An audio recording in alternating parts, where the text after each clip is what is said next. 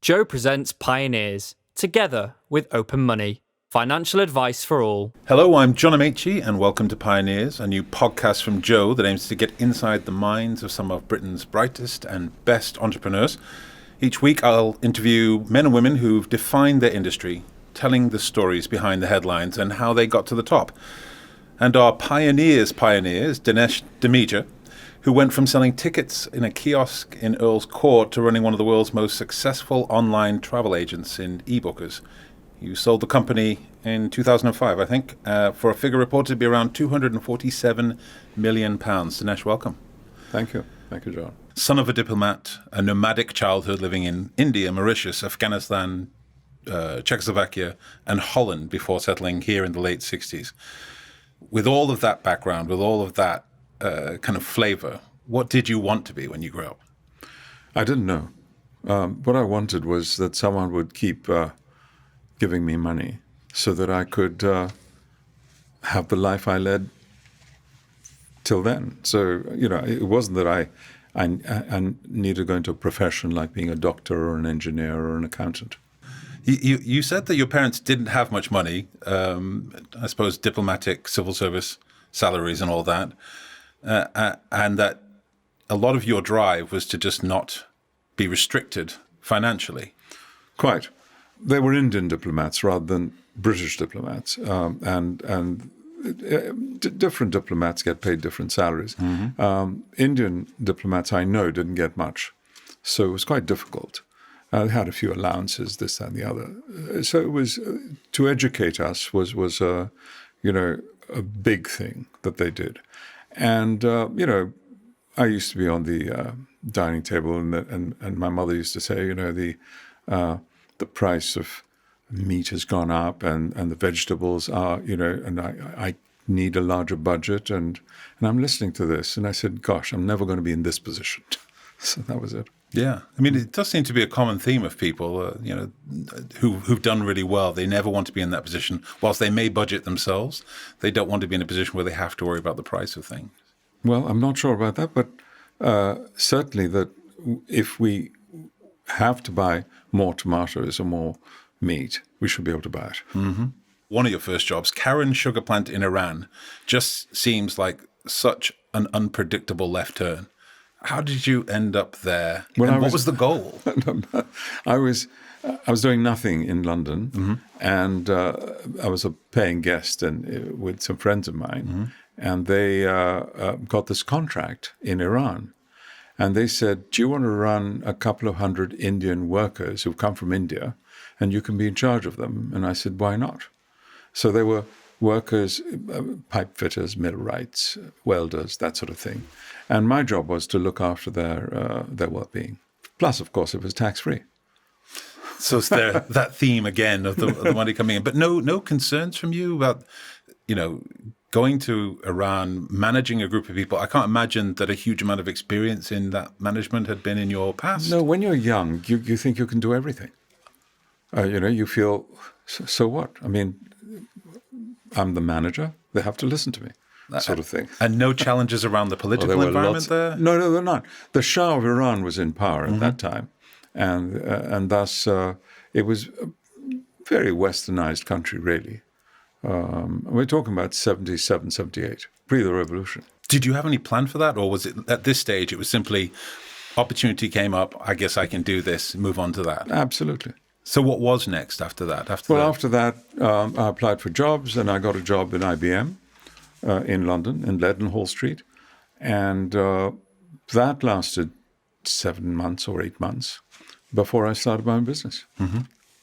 Well, you've missed out on one of the jobs that really caught my eye that you were doing, and where you essentially said you were going door to door in a council estate selling assurance. Okay, that was £8 a month policies to people who lived in councils. There must have been some interesting interactions at the door when you show up. I was called a wog many times. Really? But in the 70s, you're talking about 70s. Mm-hmm. It's different. I was invited in many times. I said, listen, I've got no time, and that sort of thing. So it was a mixture. You had a mixture. You had the negative and the positive. Yes, absolutely. It sounds like a job where you need a bit of assurance, and certainly one where you develop some thick skin. I mean, how do you manage when you you deal with that level of rebuke at the doorstep? I think because you've got to earn money, you take it. It's as simple as that. And if you can't take it, you won't earn money, and that's bad. So you better do it. Is that the kind of job, though, where you can honestly look at your career following on from there and think, I learned some lessons from that experience? Oh, absolutely. The first lesson I learned was that because I was successful in selling insurance, and the first lesson I learned was that I don't need to depend on anyone. If I'm ever in trouble, I can go and sell insurance. That level of independence. That confidence was very important. I mean, is that the confidence that allowed you to just think you could do anything moving on from this point? Not quite, but almost. Almost. What would be your limit? Anything scientific or anything scientific. I can assure you, it's easier than it looks. I mentioned at the very top that you started your business that would make your fortune in a small kiosk in Earl's Court Station. When did you first think of that? Well, I was living nearby with a friend, and we used to go and get newspapers from this guy because he owned the news agents. And he'd taken a shop next door. It was about a kiosk, 80 square feet. And he put his daughter in to run a travel agency. And his daughter just didn't like it at all. And he says, Dinesh, do you want this? The name of the company was Jim Roy's. So Jim and Roy had about 5 news agents, And so we looked at it and we thought about it, and then we did it. So paint the picture of this kiosk. What was it like? Well, this room is much bigger than the kiosk. Wow. Okay. Well, we're not exactly spacious in here. No, it was more narrower, and And at that stage, it was you and your wife and a friend's wife who was doing nothing at home. So we told her that for the 3 months at least, we won't be able to pay you. And she said, that doesn't matter. At least I can have a conversation and, just keep chat. Busy and chatting out of the house. Yeah. So what were you selling at that stage? Theatre tickets. So we went to Keith Price, who were the theatre ticket owners, and they said, we'll give you 10% if you sell any tickets. And we were at the Warwick Road side of Earl's Court. So there was a good traffic of people who lived on that side. And in the mornings, they would order the tickets, and in the evenings, they'll collect them because we used to get them from Keith Price. So what's that like? I mean, that's one of the things for most people that is terrifying. Right? The idea that you've now made this investment, you've made some promises to people that at least in a few months you might get some money, and here you are the night before you're about to open. What is that feeling like? Well, we were so busy that we never thought of that because we were working like 24/7. And, something or the other falls into place sometime. Of course, we told Jim that, listen, we can't pay you rent. So we can only pay you after 1 month, half the rent after 1 month and half the rent after 4 months. So we earned the money in that month to pay him because we had no money. Yeah. And then it just took off. It took off from that point? Well, it took off from the point of view that we had enough money to feed ourselves and pay him. And then, of course, we had to pay rent to London Transport. Why was that? Well, because the kiosk is in the station. Ah, okay. So it was not only the key money, but also the rent. So all this had to be done, and everyone chipped in, all our friends, and not with money, but with help. So what kind of investment was there just to get you to that point of being able to? I think it was. So we found a friend who said, "I'll do the carpentry work," and they put a big desk in and so on. I don't remember, but I know that it was minimal. Friends used to bring pencils and rubbers and all that from their offices, and that sort of thing. So it was like a community effort. Totally. Everybody you knew chipping in. And then one day, Harvey Goldsmith turned up, and he said, Bob Dylan's playing, and they won't allow me a box office. So can you be my box office? And we said, sorry, we're travel agents. And the guy said, I'll give you £500 a day. And for 4 days, and we said, okay, what do we have to do? So that was it. And so, things like that happened. That's almost like the essence of entrepreneurship, though, right? Well, That's not in the direction of what we want, but so travel agent, all right. For 4 days, we won't be a travel agent. in order to make it work. Yeah. That's remarkable. Yeah. I mean, that one, was that one of the moments that kind of changed the direction of things, that really gave you some space, or? Well, I mean, what we did was we put the phone lines down that we were advertising and stopped advertising. Of course, everyone who wanted to book tickets with us couldn't get through. So they came and said, I have been trying to get through to you. I'm very sorry, we're very busy. But, that's how it works. You just made it work. So do you remember the first thing that you sold? Because that must have been an important moment when that first money comes across the desk or that first agreement is made. Well, no, but what I did was I took a British Airways correspondence course. Well, there were a lot of travel agents in that area, especially on the other side. And the book amount for a ticket to Australia, it was about £3,000. Mm-hmm. So we used to look up the book and say £3,000. And everyone used to walk away. Because on the other side of the station, they were getting for £700, £600. And so airlines were discounting their own tickets to certain agents. And we didn't know this. So then we said, hang on, let's get some hot water, coffee and tea. And the next person who comes, we'll offer them tea or coffee for free. And that was our first market research. And they said, they're selling for 600, you're selling for 3,000, how can we buy from you? Mm-hmm. Which airline? Blah, blah. So we learned with a Q&A session with these guys. Was there a point when you thought, we're onto something here? And I mean really in terms of, you've mentioned your ambitions about finances a number of times. Was there a point where you looked at this venture and thought, we're onto something here? What we found was that if you contacted airline managers in other countries, like Amsterdam, Paris, and Frankfurt, they had much cheaper fares than airlines were giving in London. So, which was total lateral thinking. Mm-hmm. But the deal was that they were so much cheaper that we could give magic bus, like a bus from London to Paris, or a train ticket, and people were willing to do that, and we're making good sum of money. And then, of course, the word spread that, hang on, it's much cheaper than £600 in Earl's Court tube station. So we made quite a lot of money there. Not quite a lot, but, in today's thing. But at that time, it was huge. So, I mean, how do you keep a lid on that when you suddenly found this new way of... Oh, it went after a while because everyone else found out too. So, but for a few months, we had a good time. Just a few months, you had a good time. So after about 3 years, this grows into flight bookers.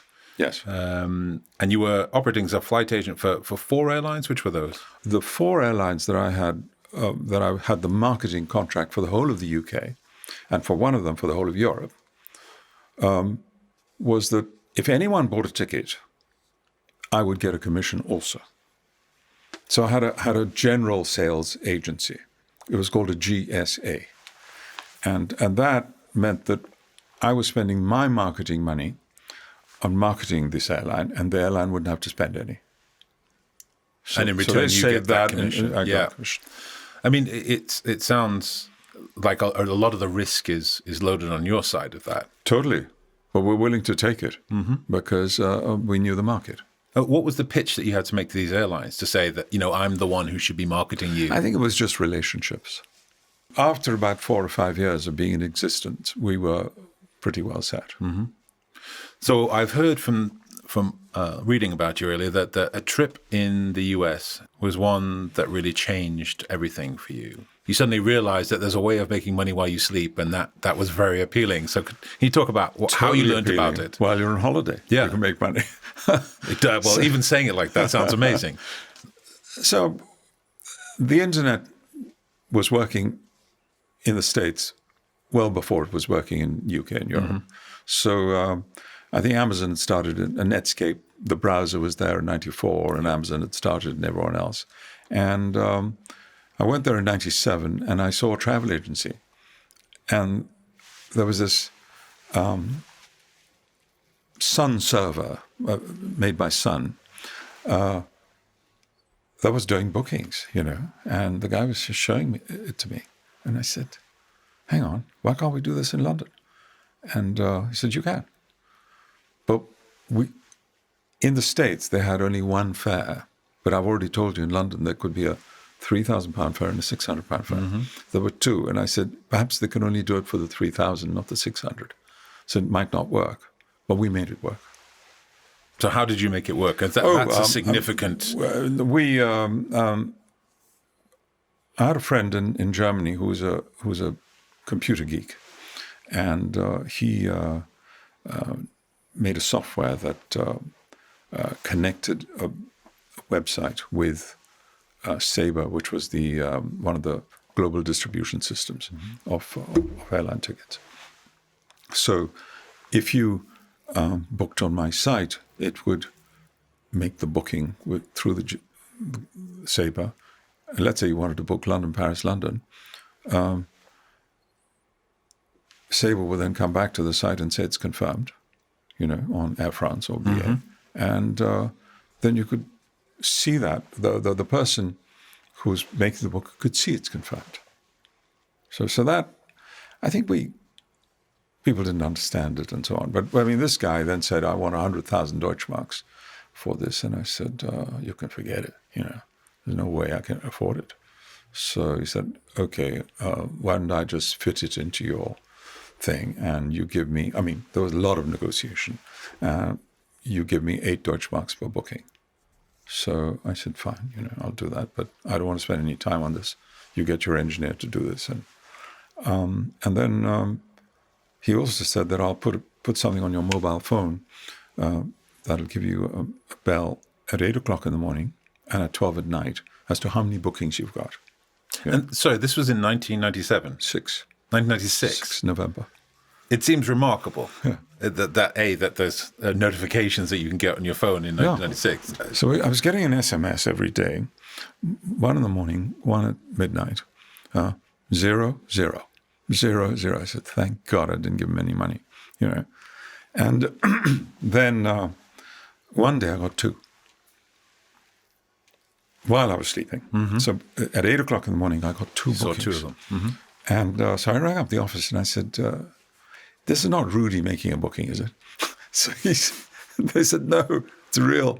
And we've got the credit card numbers and they've gone through and everything, And then we get 0 again, and then 3, and then 1, and then, and then just went through. In 2004, we did 1.6 million passengers in the year. So that's a huge jump to go through from 1996, 7, 1 or 2 overnight to millions. Yes. What kind of graft do you have to put in to make that happen? Because surely you must have been just plowing away. Because this is an era before e-commerce was a thing. People must have thought there was e-commerce. It was while it was a thing, because we were the pioneers. So we had 2,000 people working for us. Mm-hmm. We were in 12 countries. We went public on the NASDAQ to collect money, to do the land grab, basically. And we did it. And we did it on the marketing side with Yahoo and AOL, and we did it on the people side. You're watching Pioneers, together with Open Money. So what was the moment that you looked at your overnight texts or notifications and suddenly realized this is something By September 97, we had 1,000 bookings a month. At that time, we had 235 people working for us in a normal travel agency. And rumor went around the office that this internet is going to take our jobs away. That's a familiar rumor, isn't it? Yes. The Luddite rumor. So I said, I need 6 people. So 6 teams, you, give me one of your people, and I want them to put them in the internet department. Mm-hmm. So at least you know what's going on rather than a machine. And then they can upsell. Once you've sold a flight, you can sell insurance and hotels. And, So they gave us the worst 6 people who, doing Well, lo and behold, within 3 or 4 weeks, they became the best salesman in the country. So when was the point that you are in a position where you could create ebookers and essentially? So what I did was I left Flight Bookers to be run by my wife, and I started ebookers in a separate premises and hired people not from the industry. Marketing people, technology people, and others. And what happened was that our sales there were going up like a hockey stick, while our sales here were not. And then some of the guys there said, we'd rather join you. And then a year after we went public, we bought Flight Bookers. Because Flight Bookers had all the deals with the airlines and hotels. E-Bookers didn't. So we had to buy, even though they were both our companies. So we thought, why don't we have it in one? Consolidate them. Yeah. I mean, how much money were you making at that point to be so confident? Making money. We were just. So we'd raised $61 million on the Nasdaq. It was about 38 million at that time, pounds. And this money was being spent freely on marketing. You know, telling people, look, the internet exists. You can book at midnight. You can book. You don't have to park your car off the high street. Yep. You don't have to queue up in a travel agency shop. You don't have to talk to anybody. You don't have to talk to anybody. You can do all your research. And people got it. So, but you mentioned not forever in terms of the internet boom, and because there was... The internet bust took place, the internet bust. I think, in April 2000. I mean, that must have been a terrifying point. You know, we had this optimism around us all the time, that things will be fine. And our sales were going like that, up. And the market had just collapsed. So we went back to our investors, and we said, we need another $45 million. And they said, well, you made $6 or $7 million. How much of that are you putting? And I said, I'll put all of it. You know, I think I put 5 or 6 or whatever it was in. And they said, okay, then we'll give you the rest. I mean, that strikes me as an incredibly difficult conversation, given the context, the financial situation at the time, the economic situation at the time. Was it really just enough that you showed faith in your own? No, I was showing sales. I was showing what was happening in the company. It wasn't that the company was not doing well.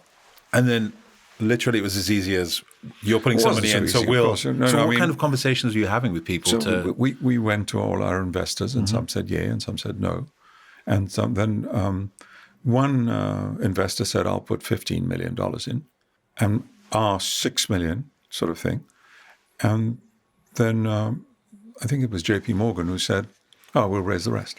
Finished. Wow.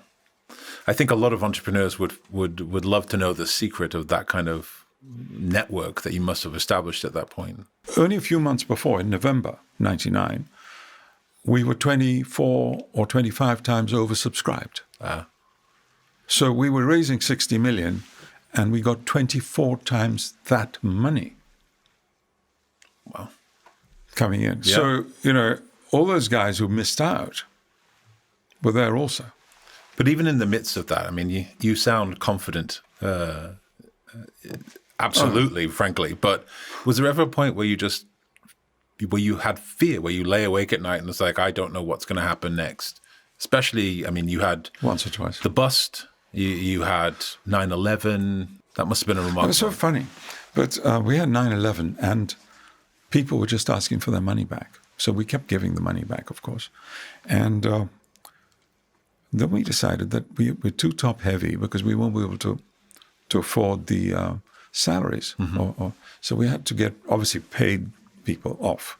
So we had to get rid of 140 people. And when we paid off 140 people, our share price went up, which I'd never thought because, I mean, everything was down. But here's a company that got rid of people. And so the city was saying, you'll do all right because you're managing your money, kind of thing. We already touched on 9/11. It's a point in time for almost everybody in the world that they know what they were doing and know what happened. But not everybody, whilst we were all horrified by the pictures, by the scenes of that day, and the chaos that surrounded it. Not everybody has a business so closely tied where it can almost seem callous in a way, where you have to be looking at this horror but thinking, how's this going to impact my business? How did you negotiate that rather delicate? We knew how it impacted because it happened immediately. Yeah, So the phone started ringing, all wanting the money back. They said they didn't know that you might have these jihadis in every single plane. Yeah. So how much did you have to hand back? How much did you lose? I've forgotten. A few £1 million. Wow. Yeah. I read, they said, an interview in the New York Times that said the company went from being worth $770 million to $60 million. I mean, everything about your body language is so incredibly relaxed about this. Whereas because all over even on reflection, that kind of loss would be. Our sales had gone up from $23 million in '99 to $100 million in 2000. Mm-hmm. So our sales are at $100 million. That's 4 times 99 sales, and our share price has gone down to 10%. So it didn't make sense. No, but a $710 million drop is 710, yes. is remarkable. That's what the stock market does to you. But you're sanguine about it, maybe because of distance. And it's not that I'm sanguine. I just couldn't do anything about it. So at that stage, had you already started to formulate an exit strategy for the organization? No. So this was going to be your baby forever? No. We never thought of exit, not because we wanted it forever. But I think we grew to $1 billion in 2004. Mm-hmm. And I think in July 2004, we had our discussions and agreed to sell in July 2004. But of course, it's not made public. It was made public in December 2004. And anything can happen. And we got our money at the end of February 2005. So who made the decision to sell in the end? Well, actually, my wife said that I think that we should sell 6 months before. And I said, no, we shouldn't sell. And she said, I think that it's if we had sold then, we would have even made more money. Mm-hmm. But I didn't listen to her. And we sold. We agreed to sell in June or July of 2004. And we knew the players who wanted to buy us. So I put the banker in the boardroom, put the thing on loudspeaker, the phone, and rang each of the managing directors. And they all said, yes, we'll sign a confidentiality agreement. Oh, and our document room was virtual. So you could be there and I could be there, but we didn't know that we were there. Yeah. And we could see that there were 2 companies who were spending a lot of time in the document room. Mm-hmm. And that's how we knew that one of those 2 would buy us. What was it like to agree to sell at that point? I mean, this company that started in a kiosk. Oh, well, a long time that ago. Was 24 years ago. But it must have felt like losing a child. No. No, really? No. The internet was totally different to a normal business, normal bricks and mortar travel business. Everyone was getting the internet. It was becoming more and more popular, and everyone was getting it. Mm-hmm. So your sales, by definition, had to go down in terms of growth. And thus your valuation would go down because your growth rate wasn't so good. Mm-hmm. And so it was a good time to sell. So, I mean, again, that sounds very clinical. Do you almost think it has to be clinical for you to sell? Actually, I made that up. No. To do well and sell your business? No, I think we wanted to sell. Skittles fall sometimes in the right way. Mm-hmm. And they just did. And of course, you don't know that you're selling. You could be selling at a really bad time, and then the buyer goes and makes 10 times the money. Yeah. But we'd gone through this before. We had when our business was worth $770 million, we really thought that in 6 months it'd be worth $3 billion. Why not? Yeah. And why not you'd seen all the US businesses going up like that, so why not? And they didn't happen. And then it went down to 60 million with 9/11. And they said, hang on, we're making so much money if we sell, and that's equivalent to 50 lottery wins, let's say. And that's enough for us. So there it is, right back to the finances. And finances that we can look the after security, ourselves, the lifestyle that you'd wanted. Absolutely. What was it like? I'm trying to imagine the night before you decide, you're going to sign on the dotted line. Oh, by that time I decided, and I was just waiting, for it to happen. The signature was a formality at that formality. stage. Yeah. You mentioned you'd signed and they're going to pay you the money. Inquiring mind wants to know, how does that even happen? Is it one, you wake up and there's just a bunch of, literally they just wire it to your bank account. Yeah. That must be quite a remarkable feeling when you check that balance. Are there enough zeros on a cash machine? I'm not sure. Well, I'll show you a note, which is $100 trillion, and I have it in my pocket. Please do it. And how many zeros do you think that is? I'll be honest, I have no idea. It's from Zimbabwe. Yes. Inflation will do amazing things for a country, won't it? I mean, that is remarkable. $100 trillion. $100 trillion. 14 zeros. 14 zeros. Well, you didn't quite get that many in your bank account, but still not a bad number. I mean, that is... If signing didn't give you that rush, there must have been something about seeing that first balance after the payment. Well, after a while, then every bank there were 40 banks approach you, and what about giving us the money, and why you should, and what, we can do this, and we can do that.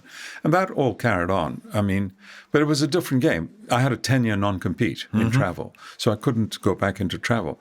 And that's how I started going into property, which I didn't know much about. Yep. And made my mistakes. So what? Well, let's talk about that. What have you done since a 10-year non-compete? What have you done since? Oh well, I just invested in property in India, in Romania, in the UK, and shares and private equity, and those sort of things. And those have all been things that have made worked for you, or some did, some didn't. But there was the depression or recession of 2009, 10, 11, obviously sent all property prices down. Now they've come back. I mean, are you getting the same kind of buzz from what you're doing now as you did from the heady days of ebookers? No, it's different. It's different. I don't want to run a company on a day-to-day basis for 14 hours a day. I don't want to do that. I'm sure I can for a short period of time, but I'd rather do more strategic thinking things. Yeah. So we've talked business for nearly an hour. And so now I'm going to steal some stuff from James Lipton inside the Actors Studio. We just asked some quick fire questions. What profession other than your own would you like to attempt?